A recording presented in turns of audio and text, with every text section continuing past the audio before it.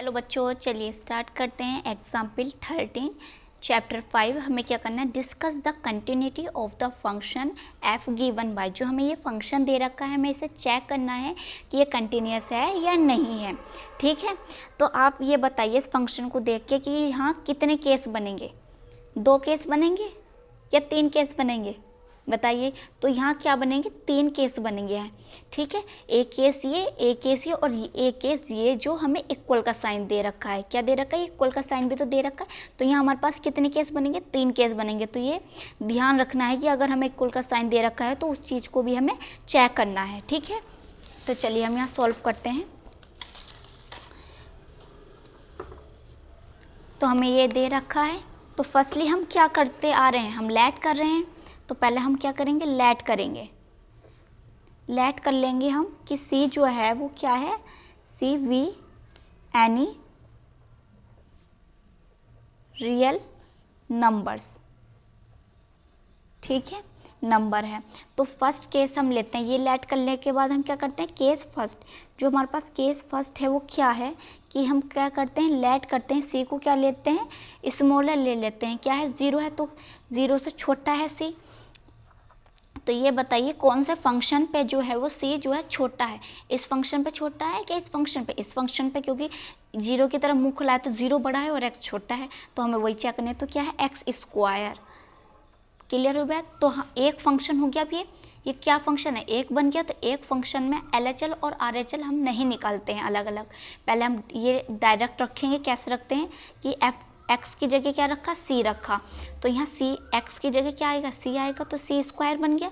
ये तो हमने डायरेक्ट रख दिया। ठीक है, अब एक बार लिमिट में रख देते हैं।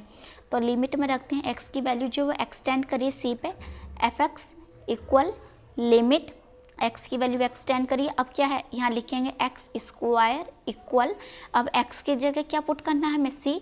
तो क्या आएगा, सी स्क्वायर आएगा। तो क्या करें, देखो एक बार लिमिट में पुट करा, एक बार डायरेक्ट पुट करा। LHL RHL तो हमने नहीं निकाले, तो बस एक फंक्शन है तो हम LHL और RHL नहीं निकालेंगे। समझ में आ रही है। तो ये देखो, ये सी स्क्वायर और यहाँ भी सी स्क्वायर आया। तो ये क्या हो गया है, इक्वल हो गया है। तो हम यहाँ लिखेंगे कि जो एफ सी है वो इक्वल है लिमिट एक्स जो एक्सटेंड करिए value f x equal c square. यही तो हमें गिवन सॉल्व किया है। तो हमें ये पता चल गया कि ये क्या है, कंटिन्यूस है। तो ये आ गया है, समझ में आई बात। अब यहाँ क्या लिखेंगे हम, एक लाइन, एफ जो फंक्शन है इज कंटिन्यूस है वो for all negative real numbers. ठीक है, रियल नंबर्स। नेगेटिव क्यों, क्योंकि सी जो है वो छोटा है 0 से। अब हमारे पास केस फर्स्ट हो गया। अब केस सेकंड देखते हैं। केस सेकंड में क्या होगा, केस सेकंड में क्या है, लेट करेंगे फिर से। सी जो है आपकी ग्रेटर देन होगा 0 से। अब फंक्शन कौन सा होगा यहाँ, जब 0 से ग्रेटर है, ये वाला 0 से ग्रेटर है एक्स यहाँ। तो एक्स है हमारे पास, एफ एक्स इक्वल एक्स। ठीक है, तो ये हम यहाँ फिर पुट करेंगे। पहले डायरेक्ट लिखेंगे यहाँ, तो हमारे पास क्या आएगा, x की जगह हमें क्या रखना है, c। तो यहाँ c आ जाएगा x की जगह। अब लिमिट में रखते हैं हम। तो लिमिट में क्या रहेगा, x की वैल्यू एक्सटेंड करिए c पे, F x equal limit x की वैल्यू एक्सटेंड करिए c पे। तो x क्या है यहाँ, ये है एफ एक्स, एक्स लिखा हमने, और x की जगह हमें क्या लिखना है, c। तो यहाँ c लिख दिया है। ठीक है, क्लियर हुई बात। तो ये देखो, यहाँ भी इक्वल है और यहाँ भी हमारे पास क्या है, इक्वल आई है।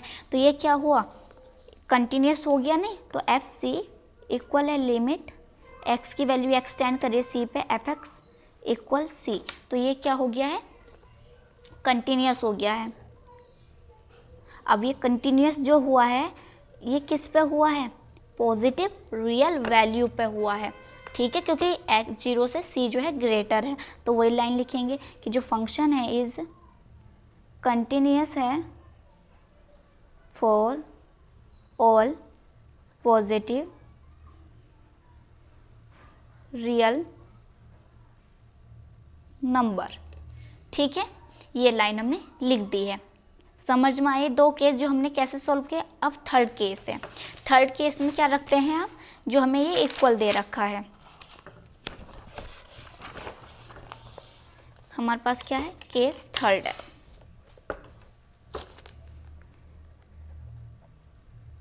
Case third.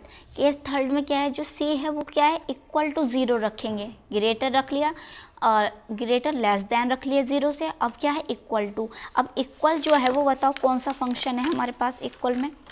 ये फंक्शन देखो इधर कौन सा इक्वल है, ये वाला है, तो एफ एक्स इक्वल एक्स के है, तो हम ये वाला फंक्शन अप्लाई होगा।